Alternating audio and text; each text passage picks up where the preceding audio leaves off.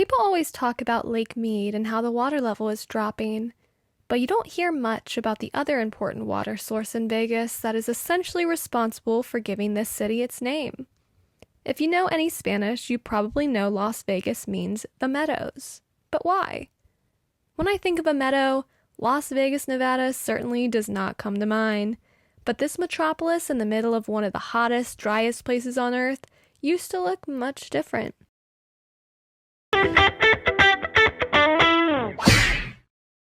Between 2 million to 12,000 years ago, during the Pleistocene glaciation, the Las Vegas Valley would have been a very wet and grassy marshland filled with prehistoric megafauna like ancient horses, bison, camels, and the Columbian mammoth. Many spring-fed streams and rivers would have flowed across the valley, eventually discharging into the Colorado River. The Colorado River, tinted red from sediment, would have been flowing freely, unrestrained by later human developments, known as the Hoover Dam and Lake Mead. Fossils found at Tule Springs Fossil Beds National Monument and Ice Age Fossil State Park speak to this ethereal past. Some evidence suggests Native Americans may have called Las Vegas home at the end of this glaciation period 10,000 years ago, overcoming the challenges of a changing climate. Over this period, Pleistocene lakes dried up and fauna and flora once abundant during the Pleistocene dwindled with increasingly arid conditions. By 1000 CE, the Las Vegas Valley would have looked more familiar to us, except with slightly more water and fewer people. Meadows and springs during this time were supported by a wetland complex known as Big Springs, located where the Springs Preserve now rests. A stream called the Las Vegas Creek was formed by these springs and flowed year-round across the valley, eventually percolating into the groundwater prior to entering the lower portion of the wash. This lower portion of the wash only flowed during times of flooding, with the exception of a small spring and wetland area near present-day Three Kids Wash. You might be surprised to learn that it may have actually been hotter and drier during this time than it is today. The period between 950 CE to 1250 CE is known as the medieval climate anomaly, which was characterized by warmer, drier conditions and multi-decadal droughts across Europe and the western U.S. We see evidence of this period through tree ring analyses and cave deposits. This time period led to mass casualties and abandoning of Native American settlements across the western U.S. For a small settlement of Native Americans in Las Vegas, you would think the springs, streams, lush wetlands, and meadows would have been enough to save the ancestral Puebloans from a similar fate. But unfortunately, that was not the case. The ancestral Puebloans, who had lived in the area for centuries, disappeared from Las Vegas around 1150 CE, presumably due to worsening drought conditions. Though the springs and streams didn't save the ancestral Puebloans, it did sustain subsequent tribes for centuries until those dang pioneers showed up. So how did this water outlast not just one, but multiple mega droughts and hundreds of generations of indigenous Americans, but not white settlers? Well, first we'll have to talk about why the water is here in the first place. Las Vegas is like a large bowl that collects eroded sediment from the surrounding mountains and any precipitation and snowmelt that comes from those mountains. That water infiltrates into layers and layers of that eroded sediment on the valley floor, creating aquifers. An aquifer is just a fancy name for a large body of saturated sediment. If you want to learn way too much about aquifers, you can check out this video I made. This will be a more watered-down version. Get it? Watered down.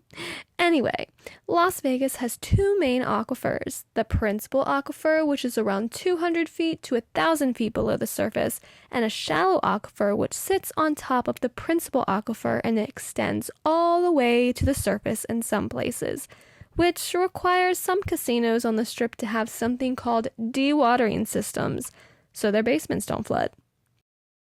Where the water table intercepts the surface along permeable layers and faults, water flows out of the shallow aquifer as springs, which feed streams. Las Vegas has a crazy amount of faults. No, not those faults, but kind of. These faults. Las Vegas has a bunch of them, a result of millions of years of tectonic activity during the Basin and Range formation.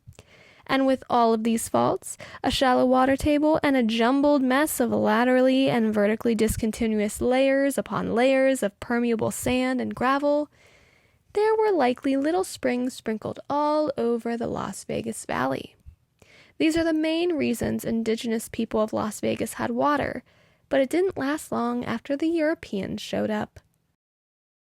There were a number of expeditions led by the Europeans around the area outside of Las Vegas, though none entered the valley until 1829. Captain John C. Fremont led a U.S. military expedition through the valley in 1844. When he saw the area for the first time, he described two narrow streams of clear water, 4 to 5 feet deep, with a quick current from two singularly large springs. Though he did not stay long, Fremont goes down in history as the first person to map Las Vegas, winning him the namesake for the notorious street full of gamblers and drunk people. Hundreds of wagon trains moved through the valley and camped by the springs in the 1840s, driving thousands of sheep and horses across the Mojave Desert, consequently trampling crops and fouling springs as they went. I imagine the Native Americans weren't super thrilled by this, but the Mormons did try to make it better by planting fruit trees when they set up the old Las Vegas fort in 1855. This was intended to be a Safeway station in the middle of the long Mormon Road between San Bernardino, California, and Salt Lake City, Utah. But it only lasted until 1858 when the missionaries were called elsewhere, and then passed hands to aspiring ranchers. Many ranchers settled the area starting in the 1860s, and that's when the remaining indigenous people were pushed away from the creek, ending their traditional way of life. They left remnants of their campfires, stone tools, clay pots, and houses. By 1878, a man named Gass owned all of the land watered by the Las Vegas Creek, but due to bad business investments along the Colorado River and bad weather, he was forced to turn over his property. It switched hands along with the water rights multiple times until 1902, when it was sold to the later known Union Pacific Railroad. This sale included all of the water rights except a small part of the water from the Las Vegas Creek. The railroad purchased the land and, most importantly, the water, because they needed way stations with access to water for their steam locomotives. And the watering hole known to travelers as Las Vegas was as good of a location as they could get between Utah and California. About 2,000 acres of land and water rights from the Las Vegas Springs was purchased. The railroad created the Las Vegas Land and Water Company to operate the first water distribution system in the valley. In May of 1905, the company auctioned off land, creating the town site of Las Vegas, located in what's now known as the historic West Side. To supply the railroad and the new town with water, the company laid redwood pipes and constructed protective houses over the springs to keep people, cattle, and other polluting things out of the water supply. The first water well was drilled in 1905, and by 1912, there was 125 wells drilled. Half of these wells were artesian wells, meaning they flowed freely without the use of a pump. It may have appeared to be an endless supply of water to the early settlers, and they treated it as such. Many times, well owners did not cap the wells, allowing precious water to gush out at an enormous rate. This huge waste of water helped deplete the groundwater table so quickly that within 40 years, the Nevada State Water Engineer declared Las Vegas overdrawn. In 1931, construction of the Hoover Dam started, putting additional strain on the water supply with an ingress of workers. By 1935, Las Vegas Creek, which once flowed undeterred year-round from the springs, discharging 6,000 acre-feet of water per year, dried up in the summer and no water was available to irrigate surrounding ranches. Las Vegas encountered severe water shortages and growing demand that could not be met without conservation measures. In the late 1930s, the city of Las Vegas and the railroad teamed up to curb water waste. The city adopted an ordinance punishing water wasters, assigned a patrolman to police the town's gutters, and the water company surveyed houses to identify problem faucets, toilets, and coolers. But this only did so much. With the population, groundwater use increased to 35,000 acre-feet per year, exceeding nature's ability to recharge the groundwater aquifer naturally. Frustrated with the Las Vegas Land and Water Company's inability to provide water as fast as the town grew, the people convinced the Nevada state legislature to authorize the purchase of the entire water system. In 1953, the Union Pacific Railroad sold the Las Vegas Land and Water Company to the newly created public Las Vegas Valley Water District. By 1960, residents had drilled nearly 3,000 wells in the Las Vegas Valley. However, more than half of the groundwater came from less than 25 wells located within a mile of the Las Vegas Springs. Increased water well usage caused the groundwater level to decline about 2 to 4 feet per year.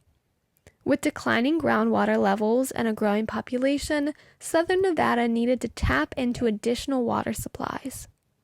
The state had rights to 300,000 acre-feet of Colorado River water, but it did not have a water treatment facility, delivery system, or funds in order to use its annual allocation. But that changed in 1968 with the help from the federal government, and Lake Mead became the main source of water for Las Vegas residents in 1971. Yay! Dead body water. Love it. Even though Las Vegas added Lake Mead to the drinking water pool, that did not stop the aquifer from dropping 300 feet between 1970 to 1990. Las Vegas started pumping Colorado River water into the aquifer in 1987, and from 1990 to 2005, the aquifer rose 100 feet. That's great, but the aquifer is still severely depleted. Not only is this scary from a longevity standpoint, but the depletion of this aquifer also affects more than you would think, and the health of local Las Vegans are at stake. It's important to note that our drinking water comes from the very deep principal aquifer.